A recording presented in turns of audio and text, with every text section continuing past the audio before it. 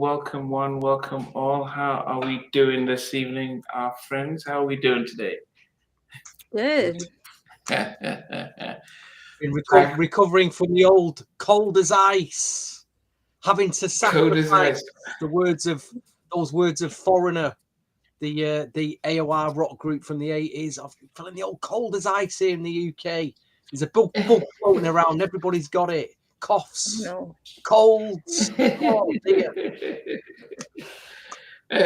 Goodness.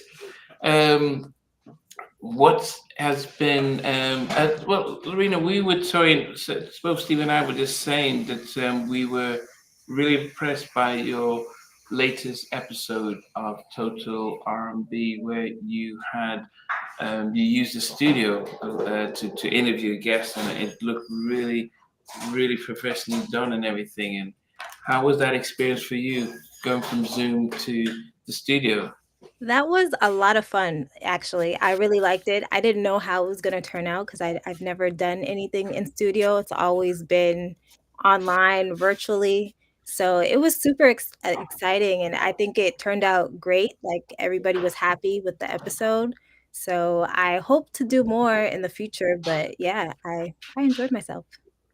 Yeah, aesthetically, it looks really good. It does look really Thank good. you. Really good setup. Yeah. Derek from Minneapolis, welcome.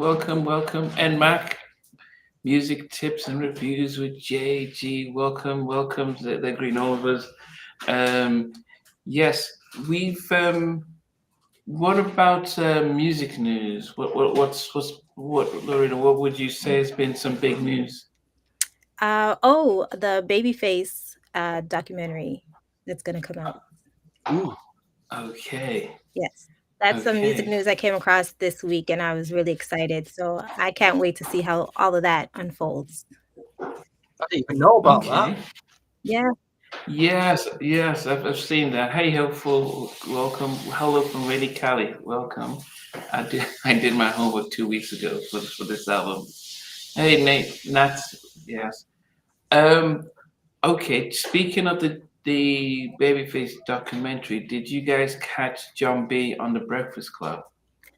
I need to watch And it. he was talking. No, okay. So John B was on the Breakfast Club, and he finally says that um, there was there seems to have been a falling out with Babyface, and he has for many years not said anything. So this, I've interviewed John B twice. I've met him in person, and he's never said anything other than positive stuff about Babyface. But I think in a recent interview that Babyface had, he was asked about John B, and I think he initiated a John B. You know, I think he's just said something in a way that degraded John B. And then John B. finally says, "Look, I've never said anything bad about the face, but when he was signed to Edmonds, that he was from his budget, all the development acts that they were coming up with, the money came out of his Sony budget, and it's somewhat." But it was a really bad deal he had with Edmonds, and Face has never really come back recently to say hello, what's going on, and forget about the past. So, if you go to Breakfast Club, I think he just it was a 5 minute little snippet in that, and it got me thinking about some of our favorite producers and artists, and that we really admire, and sometimes when other people who know them well say some things some of the relationships they had, they weren't too good with. Do we see past the glitz and glamour and realize that maybe there were some things that went wrong and stuff? So I guess if you watch the Breakfast Club interview, you may get to see and may form your own opinions and stuff. Yes, DJ All Day, welcome. Yeah, so that. So it counts as the Babyface documentary to see if artists come out and give their thoughts. Wow. I'm definitely Um, gonna check out the interview after later tonight. yeah, yeah. What about you, Stevie? Any music news or? Like I said, I've kind of neglected new music. Someone mentioned there's a Summer Walker album come out, which I did download. I've not listened to it. I always check your IG story, Lorena, for all the new bits. I don't even go on Spotify. I just check out Lorena's IG on a Friday. Post all the new. I'm like, all right, I'll make a note of that and download them and give them a listen. I do believe though that this album, I just did a check on Discogs. A vinyl copy sold. The last vinyl copy sold for £270. You know what? You can get the CDs cheap as chips, but the vinyl is incredibly expensive and incredibly in demand. Wow. Yeah. And what about Fake MJ making the news on IG? Fake MJ all over IG. I've been enjoying that this week. Yeah. He's saying that he was the first, and Michael copied him. What? Oh goodness! What? Michael copied him. Copied how? So Michael looks like him. Wow. And instead of him being his nose, his sculptured nose is identical. And I believe he was saying something like, "If everybody could, you'd all be getting your face done." I went, "I don't think so, mate. You know, I'll stick with my face. I'm happy with it. Nobody's touched it. I don't need any nose sculptures or anything. You know what I mean? Crazy. What old fake MJ. There's quite a few fake MJs on IG though, isn't there? There's quite a lot of them. Yeah. But he was the main one. He's the most of all of them. Yeah. But everyone's talking about him, so he must be doing something right. Probably for the wrong reasons, but again, there'll be a lot of people following him. You know, make fun of him really. Yeah. Oh well. The other big news was in Vogue, the fact that Rhonda has left, and she said that she only knew about En Vogue performing at the Rock and Roll Hall of Fame induction ceremony for Salt and Pepper when it was public knowledge. So they didn't give it a heads up. They didn't say. They didn't say, look, we've got this date. Can you make it? And yeah, because I know you had some prearranged stuff. They didn't, and so she said, look, it's just not been working out. So she's been marginalized. And some people have been quick in the comments to say that did they know about this, that they quickly got Maxine rejoined in the spring. And they've held one of the three originals are back, and almost maybe now they've got the old gang back.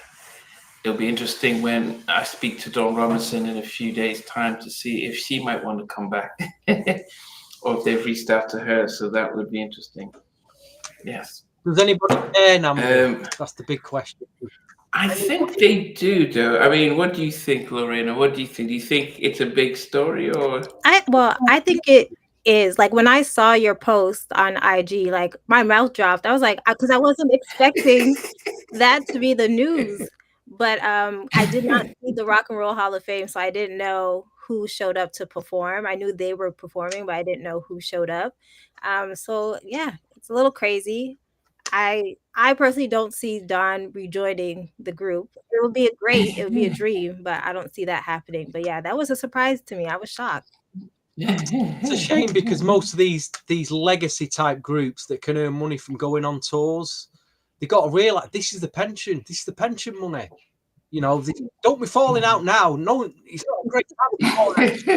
Just go on tour. There's a lot of money to be made because they're charging crazy amounts for these ticket prices, so you're going to get a good cut. It's not the right time to be falling out. Go and do your tours, make that money, then fall out. Get your pension pot sorted, and then you can go on the Breakfast Club and say, reveal all your stories and,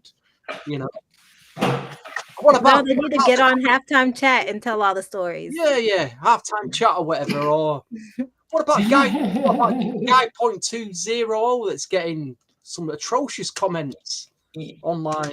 Yeah, I mean, as what are your thoughts doing about Teddy is relaunch wants to relaunch Guy and calling it Guy 2.0. I mean, he was nice enough to change the name.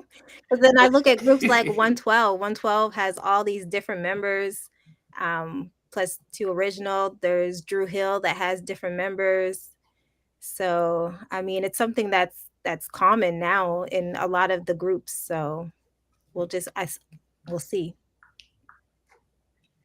What you raised an important point because the Temptations only has Otis. Yeah.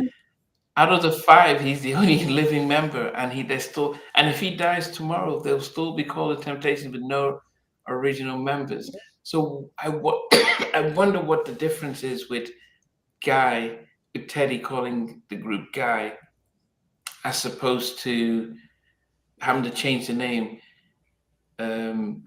Is it that I wonder why that there is a difference. Stevie was one of the only ones within when we first talked about it with some others that was like, hey, new change, no problem. Do you still feel the same way, Stevie? Yeah, or? Them guys have been bickering and arguing for decades now.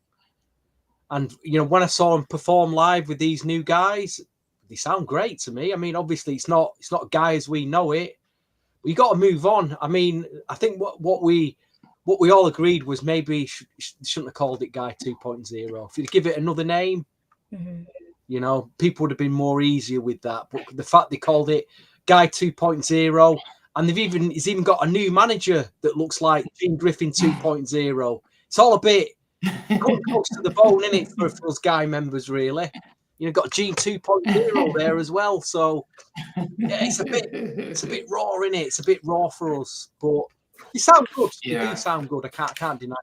Yeah, they do. So I mean, LJ from Profile, Ray Lavender was a solo artist. He's a writer and producer, and Jay Styles.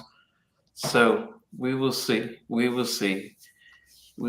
So where I want to be, Lorena, what did you make of this album when you first, and when did you first discover this album? Well, funny story. I discovered this album back when it came out because at the time my grandmother lived in Buffalo, New York with her husband, and they used to order a lot of CDs. Like there would be infomercials late at night and they would like dial and like order CDs. But the thing is, they were into jazz music, jazz and blues. And so my step grandfather one night was ordering CDs, but I think he had some drinks as well. And he had ordered this CD by mistake. He thought Donell Jones was a blues singer, I guess, because of the cover of the CD. And so I was going through their collection and I recognized the name because I was a fan of his music from You Know What's Up and Knocks Me Off My Feet from the first album. And I popped it in the CD player and I became obsessed with this album. Wow. So I was really excited that this was one of the albums that were chosen to review because I think it's like a classic R&B album. Yeah. No one's gonna argue with that. Stevie, what about you? I think when we discussed what album he's going to do, I thought you meant was going to do his debut album, which it wasn't. It was this album, and at the time it was a big album, and I did play it a lot. Going back to it again, though, I do realise as R&B went into the 2000s, and you got Neo and that kind of. I think this was the start of what we call light R&B. So you got a 1, 2, 3, 4, 5, 6. Shorty got her eyes on me. Very light and very, very, very cruise ship type R&B. So this was ushering in the light R&B saga of the 2000s for me. A lot of very ballad heavy. Very ballad heavy. It's get your sleeping bag time out. Get sleeping bag ready, folks. I don't know about that. 1, 2, 3, 4, 5, 6. Shorty got her eyes on me. No. I you know what?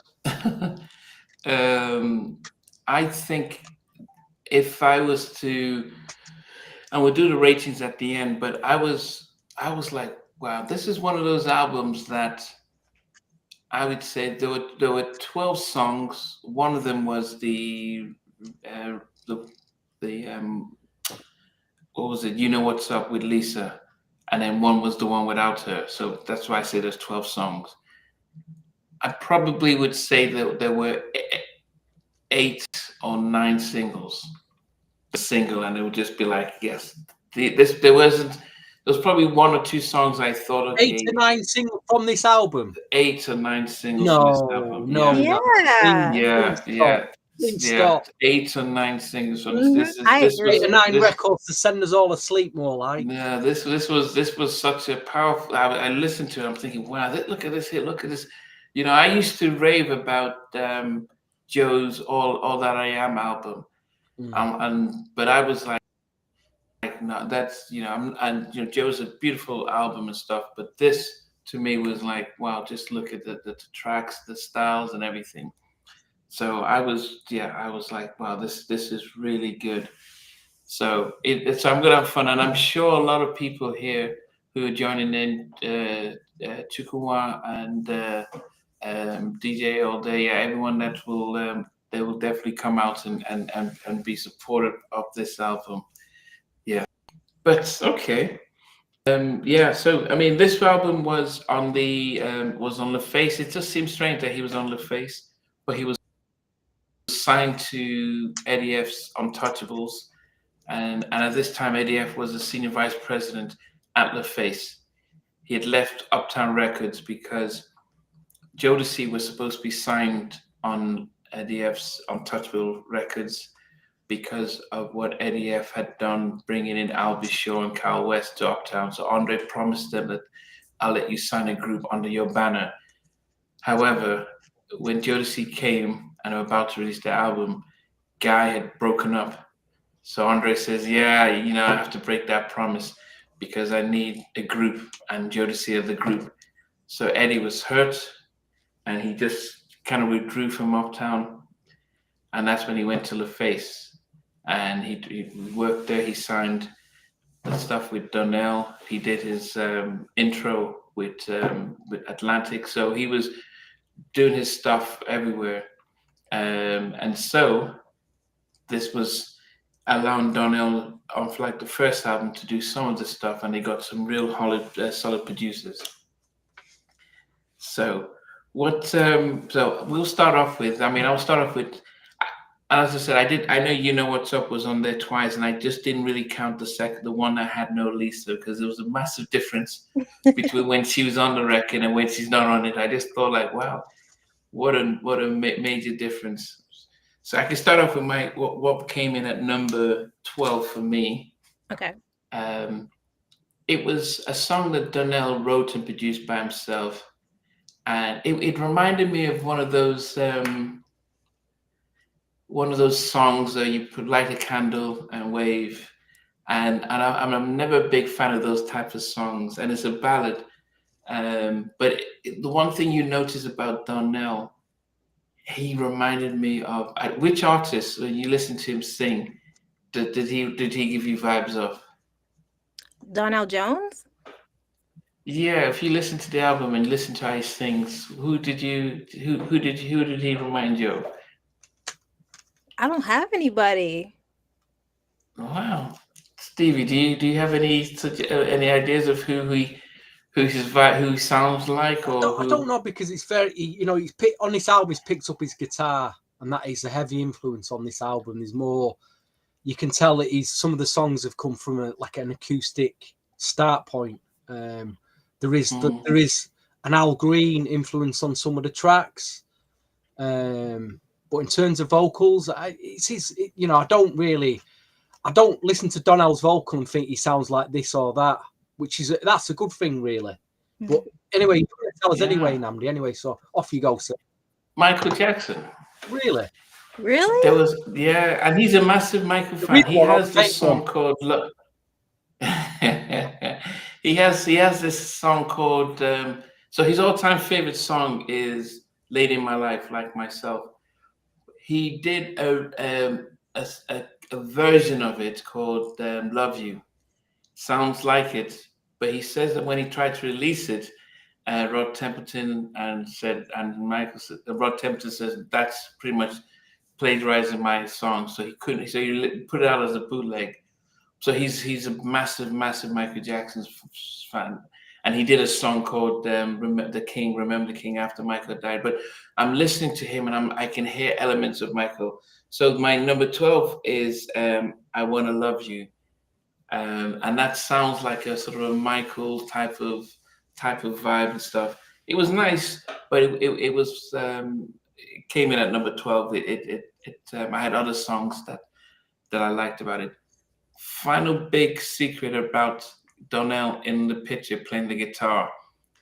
He doesn't play the guitar. Wow. He doesn't play. What? He doesn't play any instruments. Yes. Get the credits. I said so. Donell, do you go on stage? And I do have it on tape on the interview. I said, Donell, so do you go and do you perform live with your guitar? He says, "Man, that's a prop." He says that was a prop. Yeah, he's a producer. He writes and produces, but he's a studio producer. He said that was a prop. He doesn't even and he doesn't smoke. Yeah, Sheldon Goody is the guitarist on the album. Yeah, and he co-produced a number of the tracks there. Wow. I think 3 songs there. Yeah. He doesn't smoke because I met him when he came to London. He doesn't smoke and doesn't play, but he says it was the prop, but it worked because it gave you that kind of Jimi Hendrix kind of like a smoking a cigar, playing his guitar, and it was like such an eclectic album. So we got a fake Donell Jones on the album cover then. Play smoking and guitar. It's a problem. Wow. Well, it worked because look what I said. They bought the album, my grandparents, because they thought yeah. he was a boob. But this is like a D'Angelo look, yeah. Wow. What an illusion we've been given, folks. Hey, an illusion to sell an album. Deary me. Let's hope the hat was real that he was wearing as well. Yeah. That is crazy. Oh goodness. Okay, so that's it. I Wanna Love You as yes, Donell did write and produce Get It Together for 702. Yeah, he did a lot of writing for other artists, which is really cool too. Mm-hmm. Definitely. Am I next? Me? Yes, you're next. Okay, so what I have at number 12, again, this was another like hard album for me to rank because I feel like all the songs are good. I feel like there's no skips on this one. It doesn't put me to sleep. I feel like all the songs are really well done. So yeah, number 12. It's one that's produced by Eddie F. So I'm so sorry, but it's Pushing. I know. What? No. I could totally understand why you put that there. Okay. I felt exactly totally underwhelmed by that track. I'll be honest. Totally underwhelmed by it. Yeah, like thinking, like looking at the list of songs, like I started to remember, like, oh, I love this song, like without playing it, and I remember like Pushing, I didn't remember, and then listening to the album, it wasn't one that really like I gravitated to or really took me in. So I put that at number 12. It's still a good song, but it's my number 12. Okay. Stevie, I'd have had Pushing at number 12 if there weren't a couple of ballads that just set me asleep. You know what I mean? I'll be honest. You can put this album in a CD and just press play and leave it playing. You can.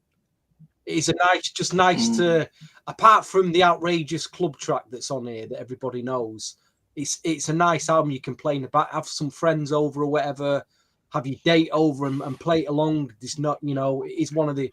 You're not skipping it or anything, so I do agree with that. But I do agree with you at number 12, Nandi. I Wanna Love You was at number 12 for me as well. You've talked. I don't need to say anymore. You've said it's just nice track, but it's just not something that it was memorable for me. Unfortunately, nice, just nice, and very saccharine, candle in the wind sort of thing. Waving your hand. Candle, yeah, Easy, it you know, was. I was struggling to chart these, to put these in, and I was really struggling on this because there's a lot of ballads, and I'm like, I don't know where to put this and where, but these were the easier. These first three were the easier choices. 12, 11, and 10. Candle. Yeah, put these at 12, 11. Oh, goodness. Okay. Number 11 for me. Yeah. So I don't know if it was a track that I listened to, and I thought there was it was something about it just didn't feel it was one of the few up-tempo songs on the album, and maybe because I like the vibe of the slow mid-tempo jams, that when this comes on, I was like, okay, I could see it, but the elements of it that I not feeling as much, and it's all right. It was the sort of I think it was a throwback to a Curtis Mayfield jam, and it was there. It was hopeful put where I want to be at number 11. Okay, wow. I can Okay, understand. so yeah, so for me, a lightweight record. okay, so it's all right, and that's with Goody, yeah, Sheldon Goody, who co-produced it and wrote it with him, is at number 11 for me. Wow. Okay. Well, number 11, I'm going to put in, it is one of the slow songs on the album, but I just felt like the other songs did more storytelling that I was really into, whereas this was more simple. And then you guys had it as your number 12, which is I Want to Love You. So that has number 11 for me. It's still a good song, but there's not that much there compared to the other Nice, songs. isn't it? It's nice. It's an easy choice to put at the back end of your chart, really. Yeah. An easy pick. I'll put that one there. Yeah, that felt like as Jackie McGee would say, filler. Yeah. It felt like a filler. Okay, Stevie. Number 11 is actually MMAC. Our good loyal viewer MMAC has picked All Her Love, and I've picked it at number 11 as well. Another lightweight ballad that I just don't remember much. I've got much to say about it, really. Very underwhelmed. Very, very underwhelmed. Is it that you're not a big fan of ballads or what? Listen, at the time I played this a lot. I did play this album a lot, and there is some real deep R&B jams on this that I'll highlight as we get further on. But I've just realised that it dawned on me, when did this? We used to have a term in the 2000s with some of my other R&B friends. We'd say it's very light R&B sounding that, and I'm thinking, where did this light R&B term? Did it come from Neo? Because there was just a change in the sound of R&B. It wasn't as gritty as what you got in the 90s. And this could be the start of it. It's the year 1999 wasn't a great year for R&B, I don't think. The albums weren't any. I don't think there was any real great albums in 1999. Also, unless you people in the comments can list them, I thought there was some good tracks out there. But anyway, number 11, All Her Love. I'll stick with that. Thank you, please. Okay, let me. Yeah, I mean, I tend to. I did completely. Normally, I normally do this R&B albums, and yeah, normally I like to give a look at what came out in the year, so that it almost puts. This was one of the stronger albums, I would say that, of that year. It definitely was one of the stronger ones. Yeah, so if you think of 99, we had Mary's album, the Mary album, Fan Mail by TLC. I didn't like it. It had Writings on the Wall by Destiny's Child, Rainbow by Mariah Carey, Cisco Unleashed the Dragon, Khalees Kaleidoscope, Eric Benet, Day in the Life, Genuine 100%, Angie Stone, Black Album, Back at One, Brian McKnight.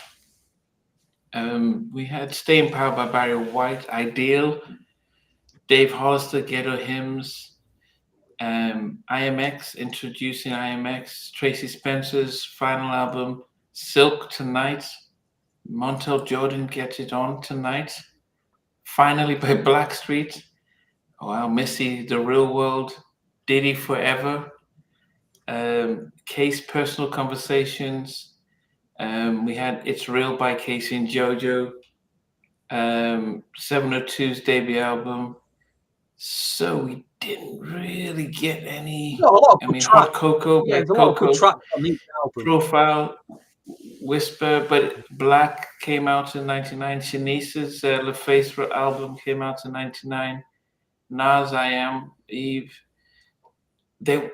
So we didn't Chantel Small, The Moment Is Mine. So there wasn't the and then Shantae Savage this time, and Gina Thompson, If Only You Knew. So there wasn't the 96, 95 type of classic albums that came out. So, and Mark Nelson's Chocolate. So there were some albums that came out, but there wasn't. But I think of all of them, this one definitely was definitely. But the music scene had changed there because there was a lot of hip hop, and there was a lot of quickly get your attention and move on. Okay, number 10 for me. It was a song. Okay, maybe is it the producer that I'm not really feeling with that? No, but there's another one he did here. When I Was Down, nice ballad, and it wasn't a ballad, Namdi. Which one? Wait, hold on. That's one of the up-tempo ones. What did I have at number 11 then? It's All Right. I'm trying to. When I Was Down, why did I put it down here? Let me see. Oh, that's what I was thinking about. That was the one with the. What did I put down? It's All Right. Yeah. So that was the. So what I was trying to say about number 11 is what I'm saying about this. The number 10. I didn't like it was sampling Curtis Mayfield, and I was like, is this a real good up tempo, or is it just the electric guitar type sampling? It just didn't do it for me. And maybe if they'd used something else, I might have enjoyed it better. So that was there was something about that ding that really just irritated me slightly. That didn't make me appreciate it as much as I probably could if it wasn't there. It's one of those. It's like we have something a spread here called Marmite.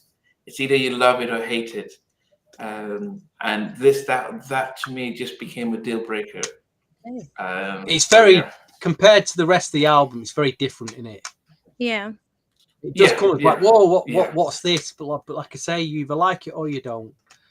After this podcast episode, Namdi, I implore you to go and listen to Curtis Mayfield and a track called Freddy's Dead from the Superfly album. It is a classic. Yeah. It sampled it. It did sample it. But I did think that, I did sample it. So I did enjoy it. But I was like, do I like it? Or maybe it was something else. It was, so that was it for me. Yeah. Lorena, what about you? No, at number 10, I have It's All Right.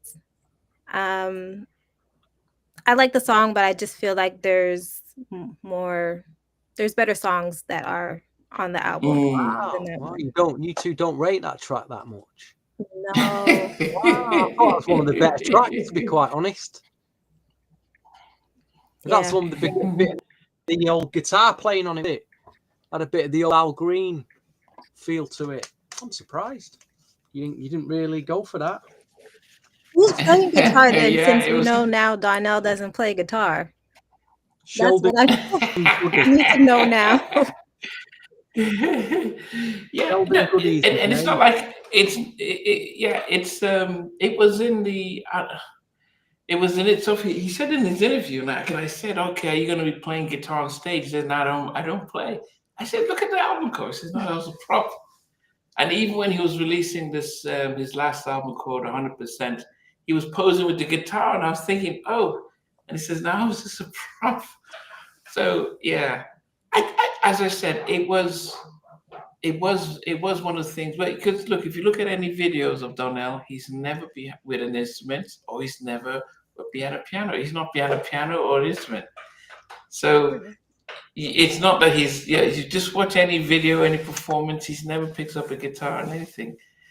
Yeah. But anyway, Stevie, what about you? I went for the track that sound production wise. Do you remember a term that again come out the 2000s called chopped and screwed, where they get an R&B or a rap track and slow it down so much that they'd be rapping, they go like that. It'd be really like sound like a zombie on a track. Yeah, from like But it almost sounds on this, on the not on the vocals, on the production, like they've chopped and screwed Eddie F and the Untouchables trademark productions club sound, and that's pushing. I went for number 10. He's slow. He's like, he's trying to get it going, but it isn't. It won't get it going. And I didn't think the song was a very average song and could have been at number 12 for me. But the fact that they tried to push the tempo up a bit, I thought it's got a couple of points for me on that. Just, you know, it's got out of the ballad. It's getting into mid-tempo. So I've gone for pushing at number 10. But again, I wasn't blown away with it, I'll be honest. 5 out of 10 for me. 5 out of 10. Okay. Look at everyone's joking on Andre 2000 doesn't really play the flute, and hopeful of saying the credits steadily state who's playing the instruments on the album. But it's the aesthetics of watching, you know, of the album cover. You know, would assume that he isn't actually a guitar player, because why would you doubt Well, it? he had me fooled. He had me fooled. If he wouldn't have told you, Namdi, he'd have all fooled. To be Yeah, of course. And plus, you wouldn't even notice he never plays the guitar on stage or in any video. So Yeah. yeah. Absolute charlatan he is.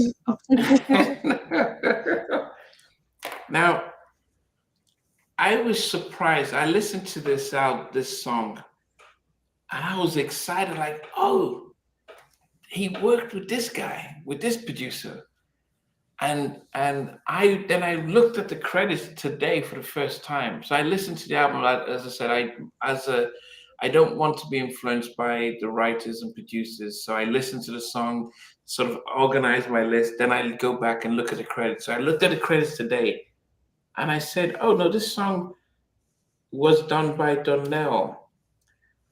But there's no how you can listen to this song and not say that this song is sounds and the whole vibe is of another sort of writer producer. And I don't know if you can think of what song I might be thinking about. I don't know. There is one song, okay. There is one song here, my number 9, which at first I enjoyed. It's got to be one of the singles, hasn't it? Well, it didn't come out, it didn't get released as a single. No, Oh, so it's not one of the singles. It didn't get released as a single, but it sounds like a song that another songwriter producer would easily do. In fact, it sounds almost like a complete cover of one of his songs. Wow. It is my number 9. Think About It.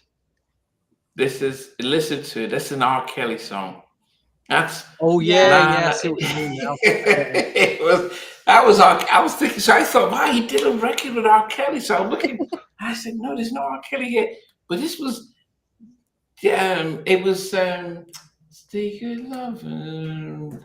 I think it was Half on My Baby or something like that. I think it was just, I mean, listen to it, think about it, and tell me that you would not think that's a complete R. Kelly vibe. Wasn't a problem. But I thought R. Kelly did the track, and I was surprised. But yes, and it was higher up in my list during the early part of the week. But then I just thought, okay, you know, It's it felt so familiar with an R. Kelly track from his albums that I thought maybe that's why I was so drawn to it. But I pushed it back down to number 9. Yes, think about it. Yeah, please, everyone, give it a listen quickly and tell me that you did not think R. Kelly. It's got, like you say, it's got a very generic, very formulaic 90s R&B sound to it. I definitely agree with what you're saying now. Yeah. Now that you point it out. So at the time, you guys didn't think it? No, but when you said it, I'm like, okay, yeah, now I connect the two. It does sound like an R. Kelly track. Yeah, so that comes in at number 9 for me. Well, for number 9, I was thinking the same thing. So I have Think About It, Don't Call My Crib. But I really wish that the second part, Don't Call My Crib, like it goes from there's like a little interlude and then it goes into that song. But I really wish that was a song in itself. Because I feel like he's just really good at writing and like storytelling. So I really wish that part of it was another song. Okay. Yeah. You definitely. Yeah, it definitely had merit for that. It definitely had merit for that. What about you, Stevie? I went for a 1, 2, 3, 4, 5, 6. Shorty got her eyes on me. What? I remember when it come out as a single, and I'm thinking, it's really lightweight. This for a single, very lightweight. I mean, it's memorable. It's got a very catchy. You can't not forget that chorus, and I can understand why people would probably think it's one of the best R&B tracks I've ever heard. But I just think it's very lightweight, nice. I like the track, just nice. But number 9, I don't know. Number 9 for me, it might surprise a lot of people. Again, another 5, 6 out of 10 track for me. A 6 out of 10 track, okay. Yeah. Okay. Bump and Grind remix, okay, that's okay. Down low, okay.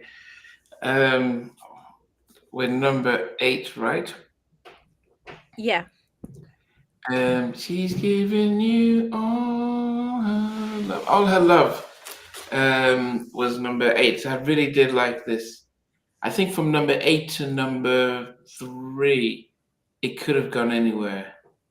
It could have moved anywhere. They maybe to number 3, 8 to number 3. I just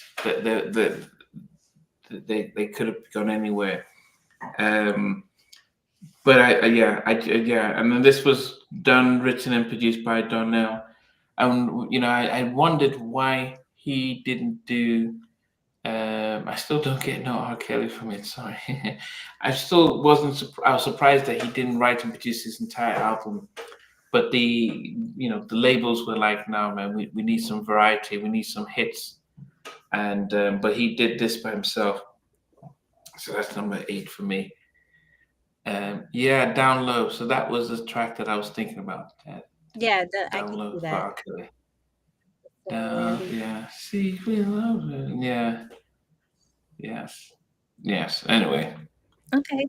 What is your? So for number 8 for me is one of the more up-tempo songs. So it's When I Was Down is number 8. I really like that song. I know the intro of that song, Namdi, you were kind of like, where is this going? But I don't know. I thought it was like really good. Dun, dun, dun, dun, dun, dun, dun, dun, dun, dun. Freddie's dead. Dun, dun, dun. It is a massive 70s like cinematic track to sample that.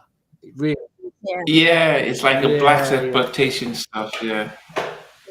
You kind of get like that imaging in your head when you listen to the track. Like for me, I get that like seeing like an old school car like driving down the street. Like Shaft or something like that. Yeah. Okay. Yeah, as I said, it was one of those things where you can you go either way. You can think, okay, this is one of the best. I'm gonna love it, or maybe the sample. But anyway, that was me. Okay, Stevie. Well, I was staring into 90s formulaic slow jam, 90s sleeping bag bliss on this. Think about it. Da, da, da, da, da, da, da, da, da. And that's my number 8. Think about it. Okay. Is it because it's repetitive?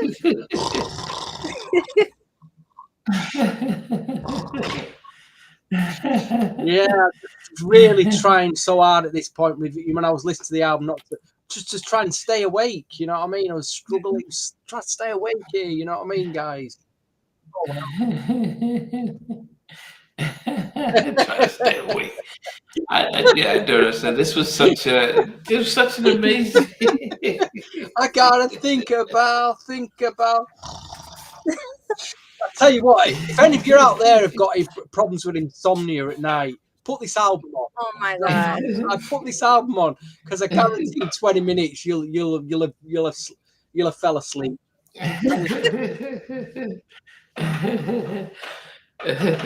Okay, I'll go to number 7. I think one of the things I like about this writer and producer is that if you listen to a number of his songs, it's a story. So he tells an amazing story with his lyrics, and you can almost visualize what they're trying to portray. And if you think about what's the song he did for it? It's called so for Blackstreet's Another Level album, it was called I Can't Get You Out of My Mind. So it was one of my favorite songs on that album. And for Blackstreet's Finally album, he did Drama. And so with this album, he did 2 songs, but the one that I put in number 7 is also another track where he's telling a story, and it's called Have You Seen Her? And so it was written by Eric Williams of Blackstreet and co-produced by Wes. And his style of writing is trying to visualize what's going on, and the way Donell delivers it is also definitely great. So Have You Seen Her at number 7 for me. Wow, wow, Namdi, that's one of the better songs. It's telling a story there. Yeah. Wow. Yeah, no, that is interesting because that's what I gravitated to on this album is the songs that have such good storytelling where you, like you said, you can basically see what's happening. I thought it's one of the stronger tracks. Yeah. What do I know? What do we know? It's all an opinion at the end of the day. True. All right, for me, for number 7, this was hard. This song for me could be anywhere, like in the top 5, but it just, I don't know. There's other songs that I like more on the album, and that's He Won't Hurt You. Ooh. Yeah, it's a really good song, but I have it at 7. Wow. Wow. What did you make of it, though? What did you make of I mean, it's just a very powerful song. It's good, but I just feel like Donell is such a smooth talker. Like a lot of these songs on this album, like he's very like player with it, with everything that he's doing. He's a smooth talker, so I don't know. I love the song. It's a good song. Really good. Okay. What about you, Steve? And Max says Namdi still has the Love Online hangover from the last one. He stunned us all with his number 1 Love Online guide. We really did not see that one coming. If you've not seen that episode, go back and watch it. Anyway, my number 7, I could almost envisage the Good Fairy out of Wizard of Oz appearing out of this. It's got a very la la la la la kind of la la la floating kind of vibe to this, and the good fairy comes down and he's singing away, where I wanna be, where I wanna be. Oh, Mary, Mary, don't. What's she called in the Wizard of Oz? The young girl. It wasn't Mary, was it? Was it Mary? What's she called? Dorothy, that was it. Dorothy, yeah. Oh, Dorothy, don't worry, Dorothy, don't worry, Dorothy. Just protect your red shoes there. But it's just got that fairy tale, fairy lightweight feel to it. Nice, lovely, nice song. Where I Wanna Be at number 7, with the fairy out of the Wizard of Oz coming down. Okay. Number 7. Okay, number 6 for me. I'm listening to this and I'm thinking that why enough wasn't made about this song, or maybe we were in an era pre Me Too and it didn't catch on. But when I listen to it, I'm thinking, wow, I wonder if it would have been effective if he had done a video. And I wonder if it would have been effective if in the video he could have had maybe his cousin or maybe his mum or a good friend who called for help, and he comes around to support, and it's He Wouldn't Hurt You. And abuse against men and women is rampant, and they could have used this as a good way of highlighting that actually people might not even notice what's going on, and they could have had a twist. They probably could have had it that it's actually the guy getting beaten up by his girl, and he's calling, and at the end of the twist is the fact that he needs to help his friend out because it could have been something like that, but we don't know. But they could have found a way, just like when they did In My Bed by Drew Hill. But yeah, I thought it was very poignant, a very powerful track. It was hard to like it because it was it felt real and raw, and it's like he's telling a story, and so it was almost like, can I really enjoy the song because of the message? So yeah, it wasn't like I Miss You, because I Miss You was like, oh man, yeah, you can relate to it. This just felt like, oh, a little sensitive and stuff. So yeah, number 6 for me, He Won't Hurt You. Yeah, no, I get that. But it's a good song, but it's probably not something that you would like want to put on to listen. No. yeah. For me, for number 6, I put where am I? Number 6, This Love is what I put at number 6. Oh, Wow. okay. This love, that's a good mid-tempo jam, that I thought. Yeah. Yeah, Sheldon Goody did the production there. Probably playing the guitar. Even though Donell's holding his guitar. Okay. Stevie, what about you? I think you both picked this one. I think you definitely have, Namdi, but it's the what. And I do find in general, like, more acoustic guitar-based R&B, especially when, like, a lot of artists do it now. They release like an EP and then they'll release an acoustic version, and I find it very boring. I do find it very, and I'm sure it sounds great in a live setting. If you went to a bar and you see him pick up a guitar, and I just find it all a bit like, oh, really me. Whoops. So I've gone for It's All Right, number 6. It's got an Al Green flavour to it. Do you want to sort out the domestic riot that's going on for a minute or two? Yeah, I need to see what my kids are doing. Okay.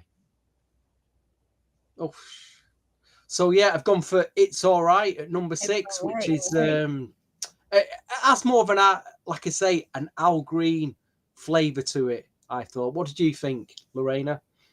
No, it does have like a old school feel to it. I was even thinking of like when he did that remake of like the Stevie Wonder song. So I feel like maybe this too could have been something that could have been like on his first album, but it's a really solid track still. Did you already pick that one? Yeah, I did. I put it at number 10, unfortunately.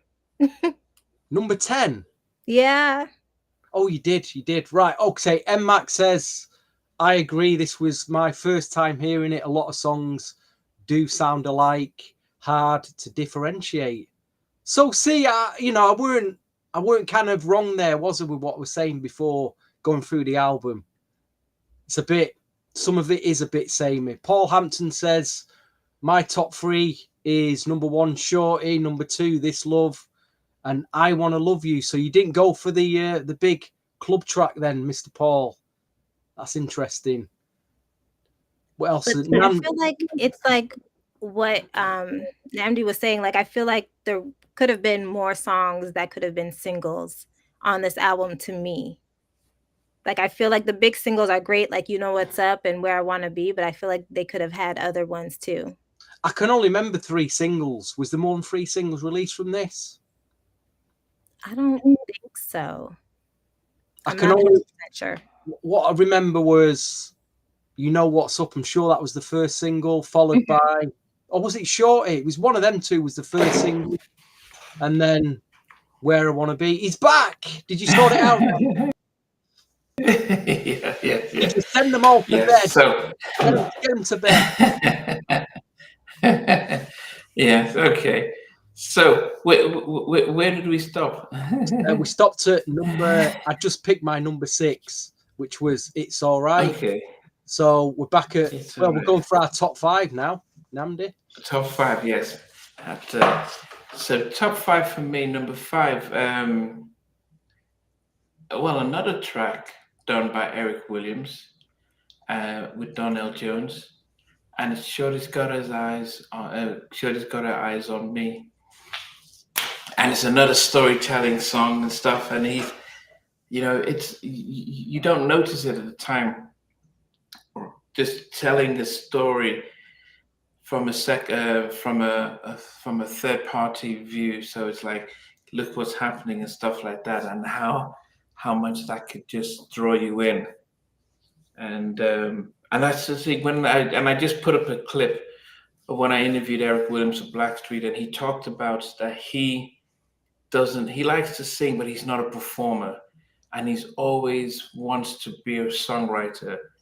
And he and being able to work with Donell was really great, because the way Donell was able to interpolate his songs. So, Shorty's Got Her Eyes on Me. And a big bit off is Eric Williams co-wrote I Will for Usher's My Way album. And that's when he got LaFace Records A&R saying, hey, come and work with Donell. Yes. So that's my number 5. So neither of you think then that When I Was Down should have been a single release? In your 8 or 9 that you would have picked for a single, because both of you picked that already. Yeah. It's not one of your choices for a single with a big sample in it. Could have been a great video. When he's back, he could have put his big Mac Daddy coat on and pimp, his hat and his guitar. It's regret coming out and a guitar and No, I didn't think. I didn't.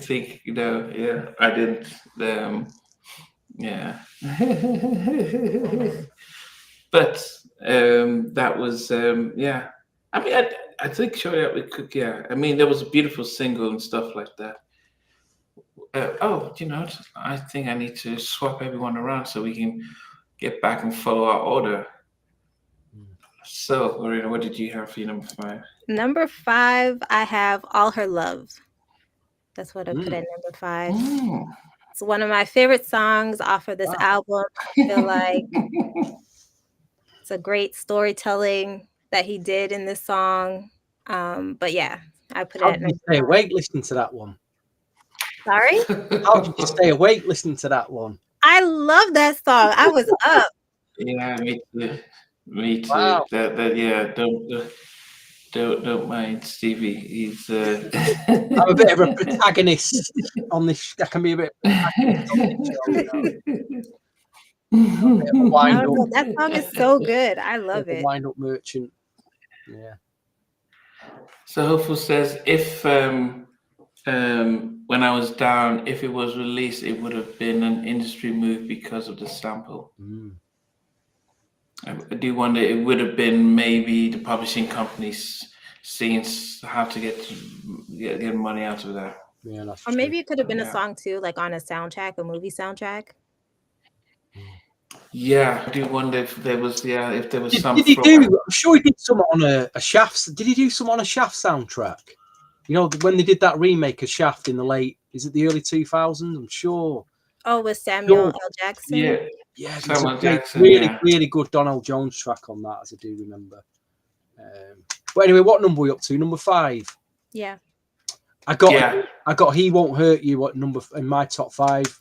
I really do. Wow, you really like it? Yeah, I do. I think it's a strong record. Like I say, it is. You know, my top 5 is strong. I think it's a strong top 5. This, and I thought, yeah, just quality. Like you say, saying something in this, it comes over quite well.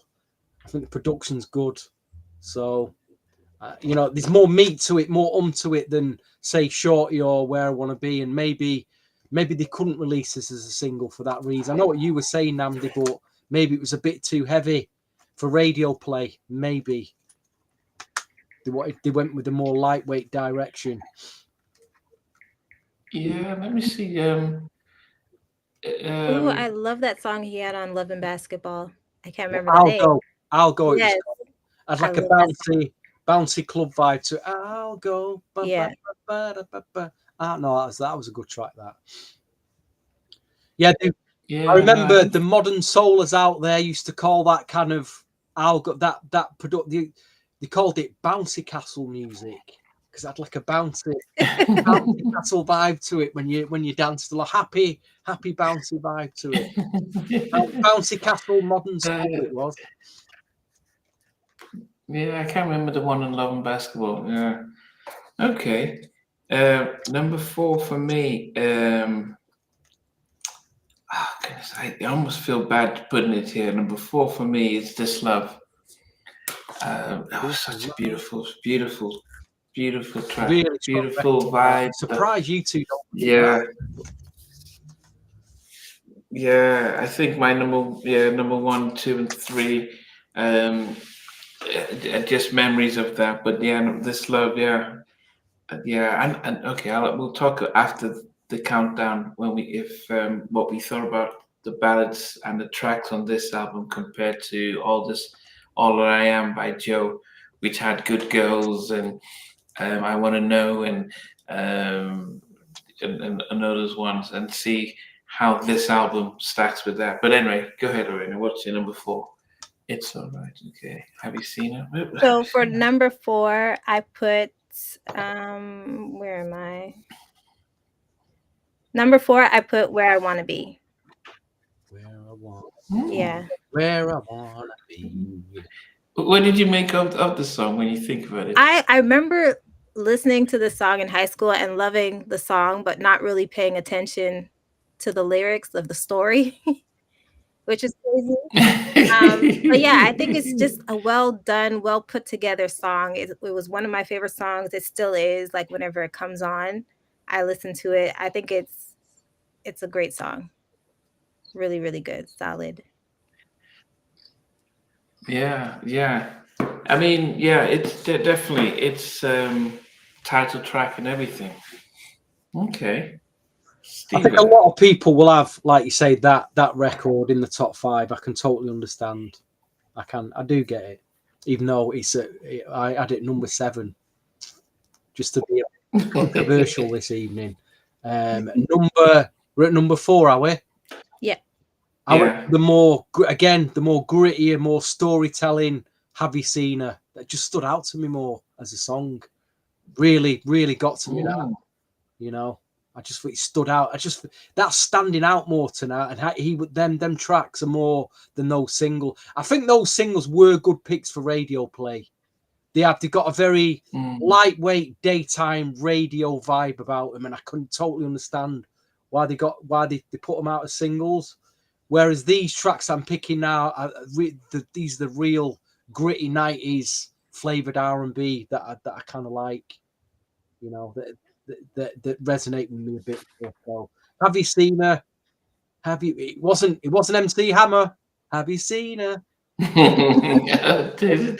you seen? Hopefully, Well, definitely wasn't that one. hopefully said on the third album, there's a part 2 of Where I Want to Be, and she says it's actually better. I don't think I've heard that one. I think it's called Where You Are. It is a good song.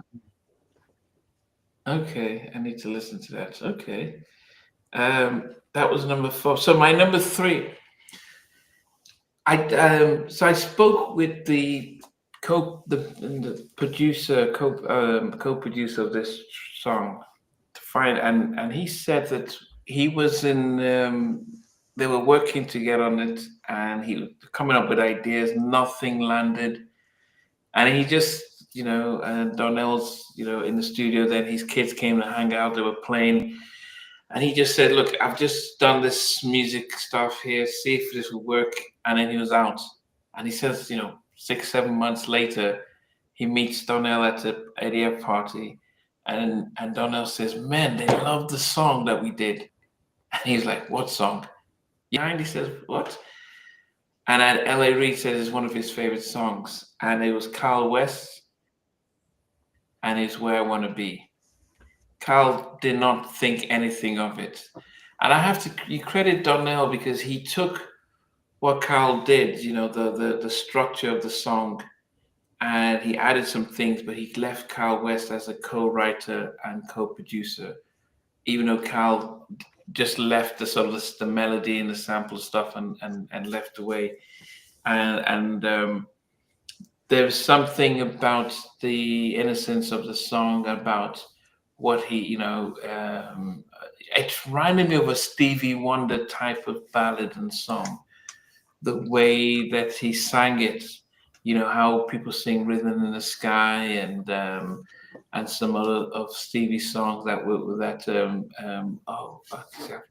it was on the tip of my hand and it just disappeared. Did Donell cover Stevie Wonder's song on his first album? I think he did. Yeah, Knocks Me Off My Feet. Knocks Me Off My Feet. So it has that type of a vibe of Knocks Me Off My Feet kind of thing. Yes, well done. And that's the innocence of that. And maybe because I know Kyle West had a hand in it, and the fact that Kyle West, who openly admitted that, one of the problems he had with doing New Jack Swing with I'll Be Sure is that people thought, oh, but you're from the 80s, you can't really do ballads, or you can't still make music in 99, 10 years later. And this was his opportunity. And he did stuff on Pebbles and others. So yeah, Where I Want to Be is at number 3 for me. Co-written and produced by Kyle West. Wow. Wow. Most least sounding Kyle West record you'll ever hear. The most what? The most least sounding Kyle West record you're ever likely to hear. Yeah, you're right. Hey, think about someone on Pebbles, Straight to the Heart. Mm-hmm. He did a title track on that, and you won't hear. You hear elements of Kyle, but you won't notice it was him. Mm. Yeah, that's interesting. Okay. For me, for number 3, I put Have You Seen Her?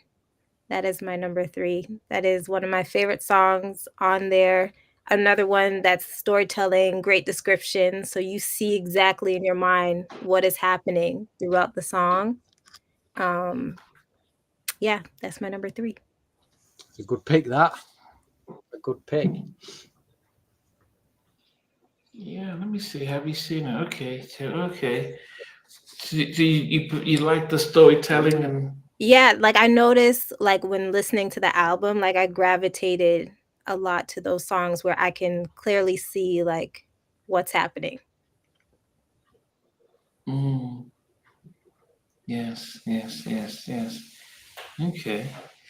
Stevie, what did you put down? Just at that, you know, that point at like, I don't know, about 5:30, 6 in the morning, where you're in that deep state of like, you're just completely gone in that deep, real deep drooning, and you don't want to wake up, and then the alarm goes, and it's like, oh no, and then you're a beat, and the beat comes in, and you're thankful that somewhere on the album there's a track with a beat in it, and then in comes This Love. Oh, this love. And suddenly it wakes you up out of a slumber, out of a deep slumber. And this is how I felt when I heard this. I was just so happy that we got you know, out of the ballad, you know, that dream state that I was in, and This Love made it to number 3 for me. Just so happy that, you know, finally something with a pulse, that, you know, something that made your heart beat. Here it is, This Love. Thank you. Number 2. It's okay. So you went okay. I'm surprised. Yeah, I mean, This Love. I mean, it is a feel good song as well. Yeah, it's definitely a feel good track. But crying out for a bit more up tempos. This album, crying out, it was really. No, but I think what you have to appreciate is that he had a lane that he wanted to stay in. With his You know, we could have ballads, got into the middle lane. You know, we've all got. Sometimes you got to go in that middle lane to overtake Namdi. You can't always stay in the slow lane, can you? If you want to get somewhere, you got to be brave, and you get in the middle lane, overtake, and then go back in the slow lane. You know, his biggest selling album. For me, number 2. I wish they had done a video for this, and even done a feature on it as well. When I listened to it, I thought, "Oh, this could be my number 1," but I kind of listened back and forth, and it said, "Okay, yeah, it's at number 2," and I must say that it's a very close number 2.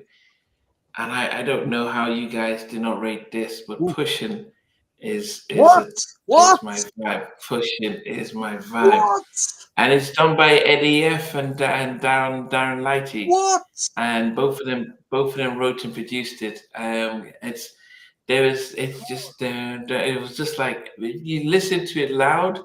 I was in the car, I was blasting. I'm thinking, what would it have been like in the club hearing this stuff? And I think if he had come off after the MC Left Eye track, and if it come out with this one, it would have just been like, oh, okay, Donell. I mean, I just love the pushing. I just love the whole vibe, and it was what Darren Lighty was really about. Because he was doing that, he was doing the stuff for Next, he was doing the stuff for Eddie, he was doing the dancing with guys. So Darren Lighty had that type of vibe, the music, and didn't matter who he worked alongside. And this was a jam for me. Just keep on pushing. Yeah. Wow. Yeah. So you guys didn't rate it at all. What did you have it as? Me? Yeah. I had it at 12. Pushing. Where did you put it?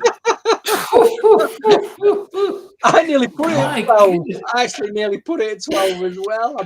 This is what I've done. I just thought it was so bland as a song. It just didn't do anything. And like you say, the production, it's like they put the production in a chokehold. You wanted to get going, but it wouldn't. No, it was just at the tempo that it needs to be. That's what's so great, because you just like, he blows out the water with that choice, Namdi.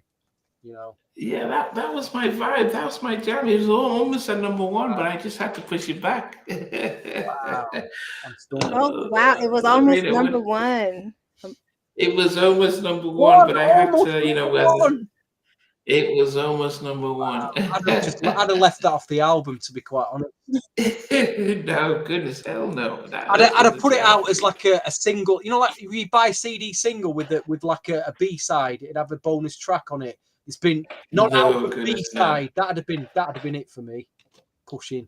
No, I loved how he sang it. I love his delivery. I loved his delivery. Wow. Where did I put the Michael Jackson? Yeah, I loved his delivery on it as well. All Her Love was my Michael Jackson track. I didn't remember that one. Yeah, and Have You Seen It was the storytelling. Yeah. Where did I put All This Love? Love You. Yeah, that's number 8. Okay. Rena, what's your number 2?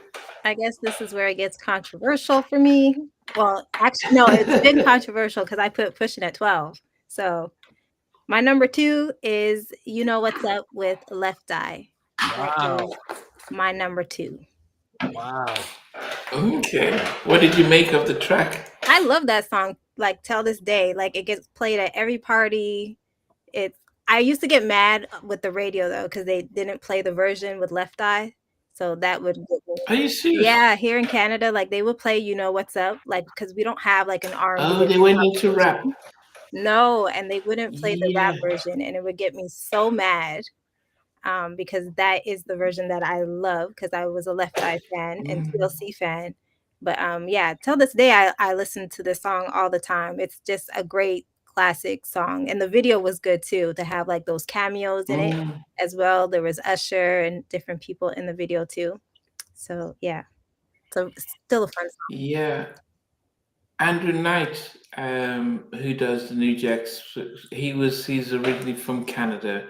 And he told us growing up in there that they didn't put any hip hop, they'll edit it out. Yeah. So now that, so are they still, so he said that was what it was like back then. Yeah, no, but still, like, on the mainstream stations, if they were to play this song still, they would still play the original one without her on it.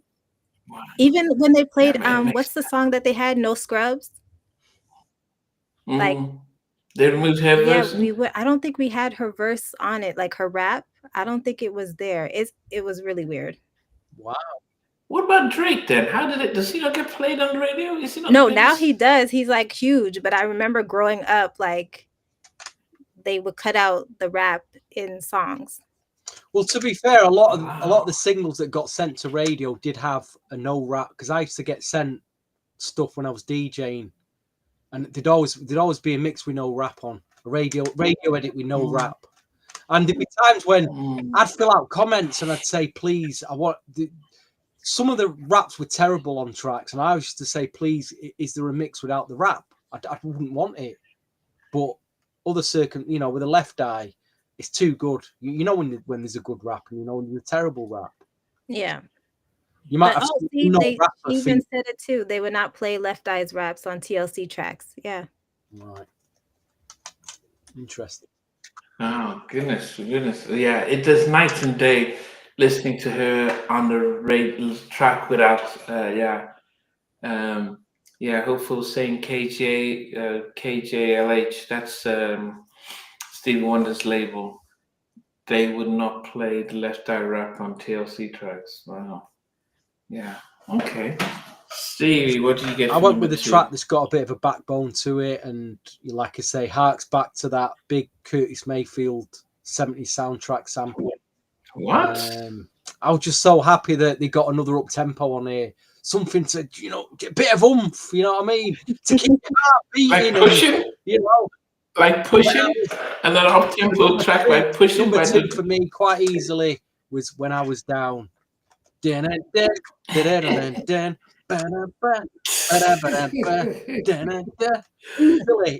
number 2, man. Just thank God they put this track on the album just to save it from nocturnal sleep bliss.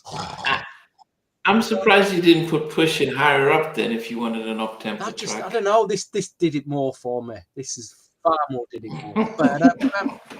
It's a good like warm up track in a club. This as well to play, I think as well.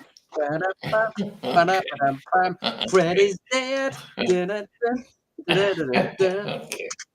Okay. Well, let me go from number 12 down to number 1. So at number 12, I had I Wanna Love You. Do, do, do, do, do, do, do. So that was the sleepy track. Number 11, It's All Right. Number 10 is When I Was Down. As I said, My Might. Number 9 was Think About It, Don't Call My Crib, the R. Kelly track. Number 8 is All Her Love. This was very Michael Jackson, in a good way. Number 7, Have You Seen Her? Number 6 is He Won't Hurt You. Number 5 was Shorty Got Her Eyes on Me. Number 4 is This Love. Number 3 is Where I Want to Be. Number 2 was Pushing. And I think there was no disagreement that to me the best song on the album was the Left Eye version of You Know What's Up. The ding ding ding, the whole production and her talking, Eddie F, Darren Lighty, Untouchables, and the way she interacts with it, it just takes it to.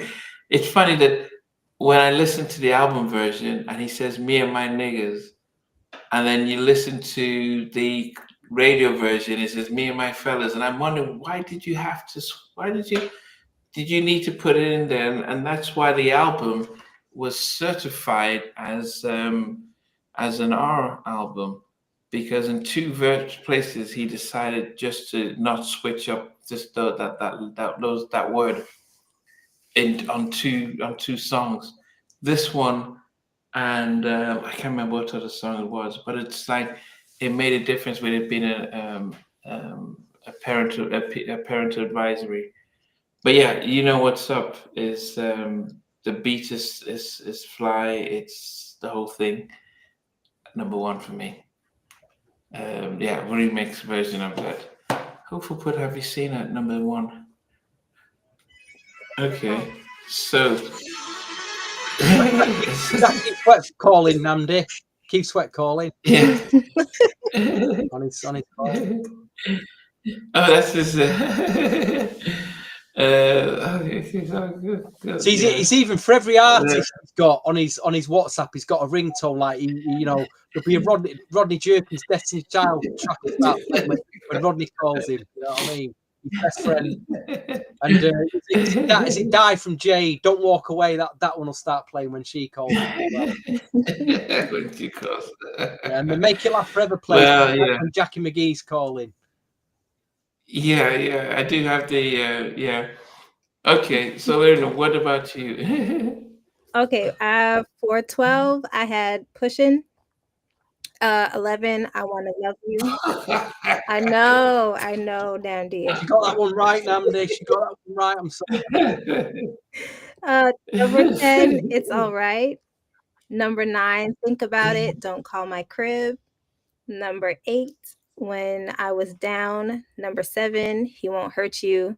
Number 6, This Love. Number 5, All Her Love. Number 4, Where I Wanna Be. Number 3, Have You Seen Her? Number 2, You Know What's Up, the remix featuring Left Eye. And number 1, I put Shorty Got Her Eyes on Me. So bring out the sleeping bag, Stevie. Wow. 1, 2, 3, 4, 5, 6. Yes, that is my number 1 song. I love that song. Wow. I understand. I do. I was fully aware of that some people would really rate that, and I get it. I do get it.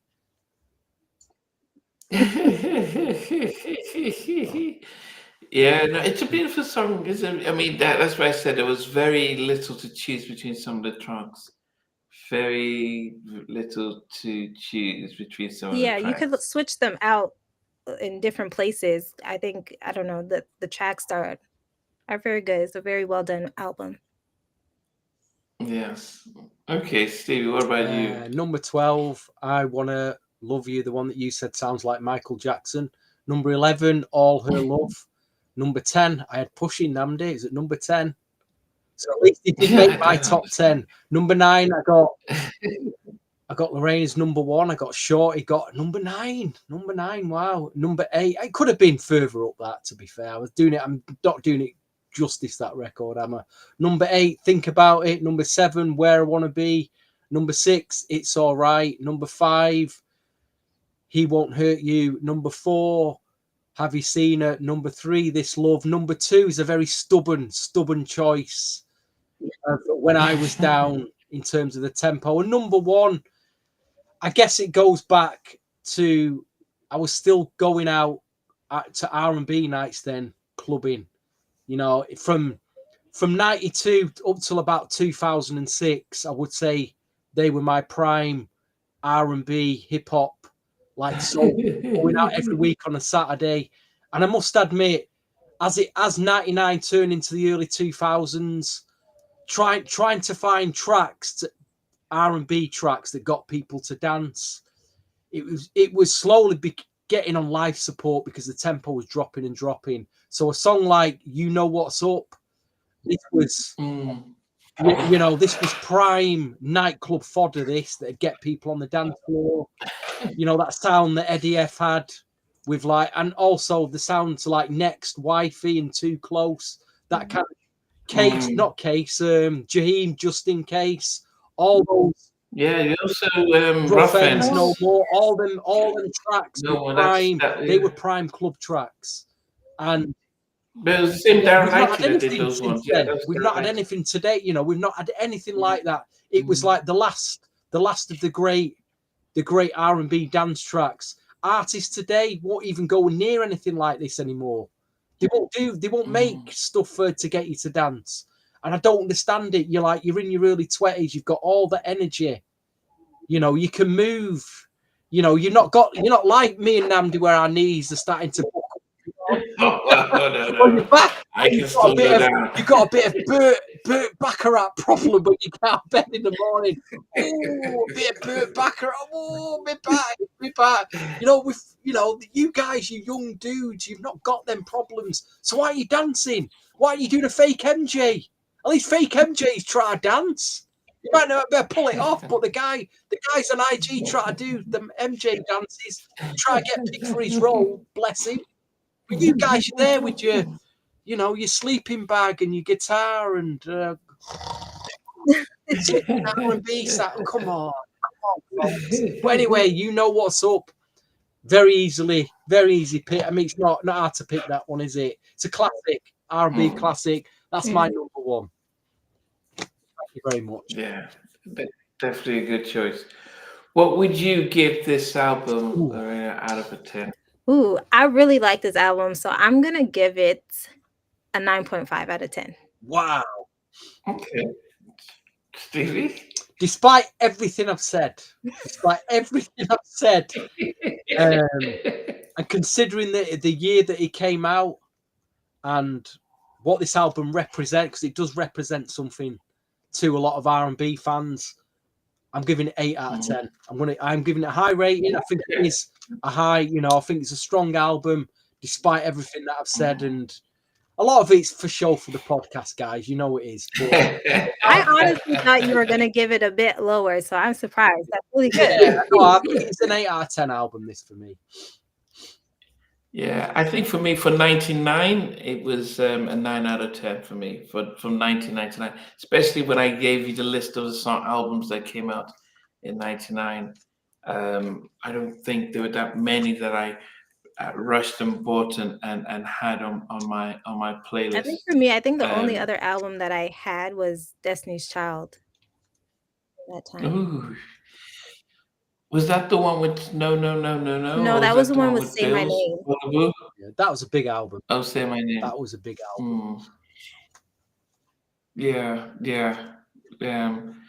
We got the Mary album. What's the one with the Mary album? What did she have on that one? I can't remember what she had on that Mary album. Was that the one she had with Dr. Dre? I can't remember what was on the Mary album, but yeah, I think apart from the Mary album, anyone else? Fan Mail. Some of the songs were good, but I didn't like really the actual track. Really disappointed with that TLC. Yeah. I have to listen to that again. I Yeah. think I had that album. I remember I had that album and I went to the concert. Yeah. Then Back at One was that the one that he had? I used to like the Brian McKnight stuff. Again, I Brian didn't never McKnight, listen. you got a really good couple of tracks, and the rest of it, you sleeping bag. You're falling asleep with old Brian. He's sending you asleep, wasn't he? Did you ever listen to Dave Hollister's Ghetto Hymns? No. I'd have to go back to it. It's probably a strong album, that actually. And then we had two albums that tanked. One called Finally and one called Forever. So Diddy released Forever, which was I think the title track was the lead single was the one he did for Godzilla.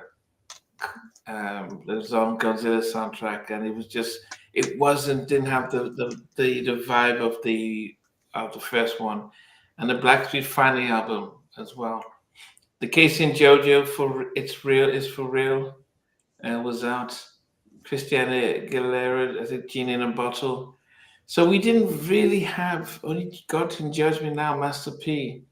It wasn't a good time. Life is an Aquarium by Mint Condition. Yeah, this wasn't a golden time for music. And unfortunately, Coco's album didn't do too well that year as well. Yeah. And then Shanice released her album, went gold, and she was pregnant with her first child, and LaFace dropped her. Like, yeah, you know what? We don't want to deal with mums and Some stuff, nice and stuff that was on that sad. album as well. There's some good stuff. Nice to see it come back. It really was. Yeah. I like the way they've done the album cover and everything. I like the packaging of that album. Just didn't promote it, did they, that much? No, LaFace didn't really, and I think what happens is when they stuck with TLC, they had this Donell, so we combined, they had them two albums coming out at the same time, and they had the Outkast guys and Usher, so they're like, let's just cut our losses and stuff. Anyway, yeah, Sunshine by Coco was a decent album as well. Right, so it has been, it's definitely been a nice little chat on this album. I think we'll go offline to talk about the next album, especially as we get towards the end of the year. The breaking news that was confirmed just before we started was Dawn Robinson has confirmed that she is returning to Halftime Chat after 5 years. And she would tell us if there are any plans to return back to En Vogue, and what she makes of things, and if she is still sleeping in her car or not. So that is just being confirmed just before we went on air, and so it will take place this week. And as soon as it's done, half of the press, I will sign a distribution deal with Disney Channel or something like that. So we'll see. Anyway, just kidding. So, guys, we enjoyed this evening. It was a different album. I mean, Bree, I hadn't seen you all day, and Keith as well. Popped up. Everyone just jumping in. Yeah, okay. The Heat album released also by LaFace at that time as well. Bree, now before you go, is there a date and time for? No, so I'm interviewing Dawn this week, so we're pre-recording it because I think by pre-recording we can I get more out of the artist when it's live. Shazam from H-Town, he is coming live on Wednesday. Wow. That would be live on Wednesday. Wow. Shazam from H-Town. So I always said we need to do an H-Town album, Nambi. We really need to do H-Town. That's what we do. They did some strong albums. Old H-Town. Yes, I will. Yes, I will. So he's just his publicist has just confirmed that Shazam will come on this Wednesday. So that would be live. Breaking news. Breaking news. Mm-hmm. Yeah, I tell you what would be a genius move, Namdi, is to get old fake MJ on. Have a chat with him, maybe do an MJ album to rate. We can all rate an MJ album with him. I'm telling you. I'll get all fake MJ on. You know, Fake don't knock it. You know, I bet he'd be a great guest. He'd be fantastic. You know, you could tell us that how he made the album. You know, because he, like you said, he could really give us an insight on how he made the album. Well, he won't consider himself fake MJ. He would consider himself the real MJ. Well, that's it. I think get him on. Like, you know, that'd be, you know, be a big scoop. Goodness, yeah, okay. Yes, fake MJ. All right, but she, as I said, Shazam is Wednesday, so that's live. Be live streamed because it would be good for people to ask questions. I'm sure Steve will ask him about his performance. He has a solo album, a single that he wants to promote. And I think, what did they say? They're giving away some money. I think he says he's giving away cash for the best dance who will feature on his album. So yes, that's why they'll be coming on Wednesday. Hopeful says, who is this fake MJ? He's modeled himself on Michael Jackson from the Bad era. So not from the Thriller era or the Off the Wall. He's got his nose sculptured, his hair. He looks like something off the Bad album. And it is bad. You know what I mean? It is bad. He's Michael Jackson, the poor guy. Fair play to him. Yeah. And bless him. Did Yolde says get Jafar, Michael's nephew. That would be impossible at this time because there'll be an embargo by the studio for him, you know, until they're ready to promote the album. The movie, they wouldn't let him, but that would be something that we'll definitely look to reach out for anyway. All right, so next week it is Karen with the New Jack Swing podcast. It is Karen White versus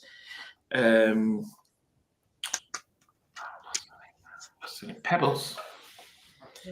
Karen White versus Pebbles, the battle of their catalogs. I will try and ask Karen and Pebbles to give me their top 6 songs, and that will be a surprise list at the end of the episode.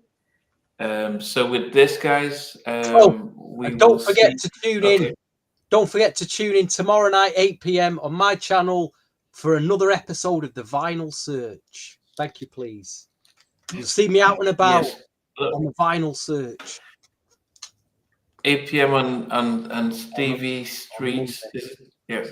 On the Stevie Street channel, yes. Out and seeing what great vinyl finds I find in the old shops. Are there any upcoming stuff that we should look into as well? I've got my latest episode is out now with Dre Scott, who is a phenomenal singer.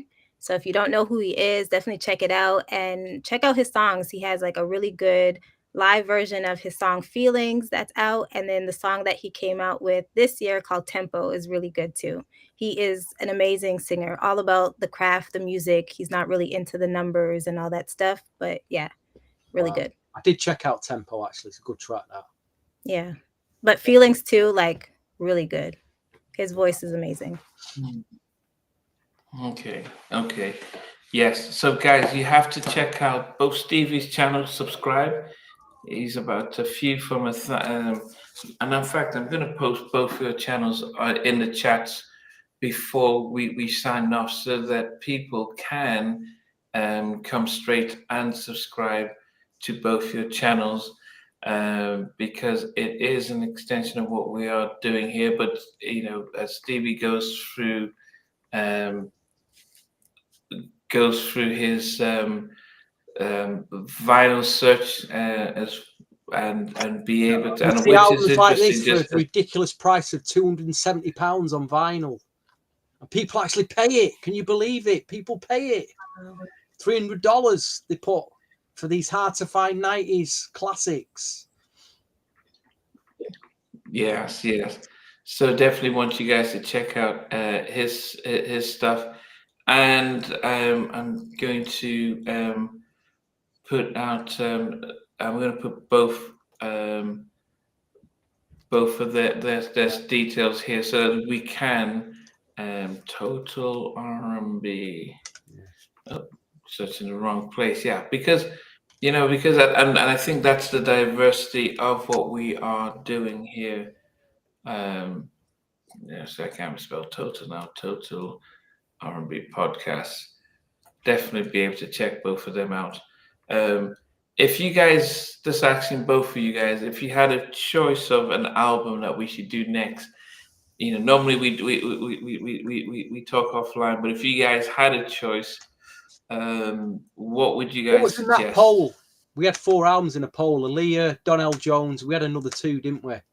Oh, Faith Evans and Her debut Brandy. album and Brandy. Could do one of them. Full Moon. Could do one of them.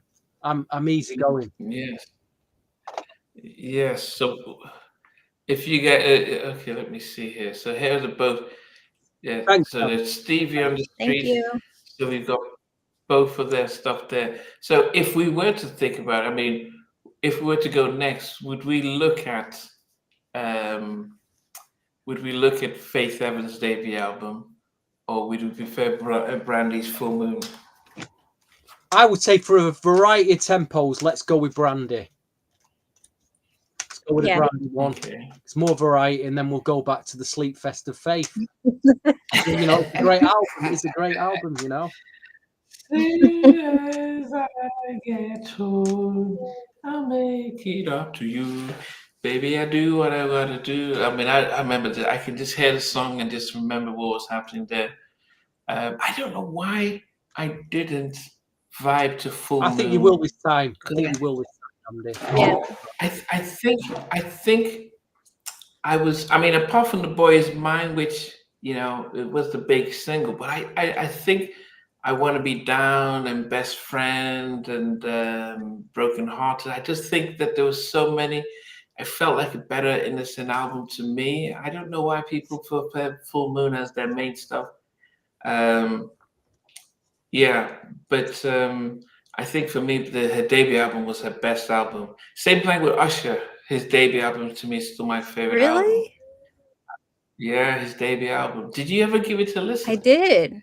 Actually, you know what? Donell Jones actually wrote one of my favorite songs on that album. I think it was Donell Jones and Faith Evans. Yeah. Oh, Can I Get With It? Isn't that one? Swing. No, I think it's No, it was. Is it Think of You? Every night and every day. Think of Yeah. you. Yeah. So Donnell's, what he said was, Puffy was. They couldn't get no one. Chucky Thompson, everyone was trying to write to it. And Donell, when he got in, when Eddie sent him, when Puffy sent him the track, he just said, every night. He just, the songs, the words just came in. And then Faith did the bridge. Oh. And he just wrote it just without thinking. It just was just like this flew. And that was it. So, yeah. But I love the Can I Get With It with Devontae. I love the stuff he did with it was just a magical album. But anyway, we will do. I just want people to see there. Can you see that? Stevie Street _ and Total R&B Podcast. Please subscribe to both channels. And it's one big family with all of us. And you get So all this content. we will see you. All this content to watch, eh?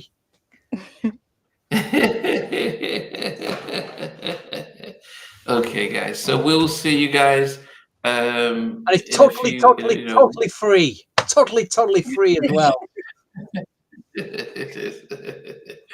Okay, guys. So we'll catch you. And as always, thanks for being part of the chat. Take care. Thank you. Hey guys, thanks for watching. Thanks for being a part of Halftime Chat. Please remember to subscribe, share, and comment. But most importantly, why don't you become a member of Halftime Chat? We've got amazing videos, amazing perks, and being able to support the channel. But anyway, thanks for watching. Take care. I never participated in that category. And somewhere in between us for even loving us, on which I didn't miss you with. Sure, but those are like growing up. It is did make an impact on 4 houses down. I have a couple of pieces. Trying to get this one and that one. That works for you, but just for me, No, okay, you're okay. They don't understand what Jonas Boyz and men and all spirits. play it. These guys, they all work together. I mean, I love all different.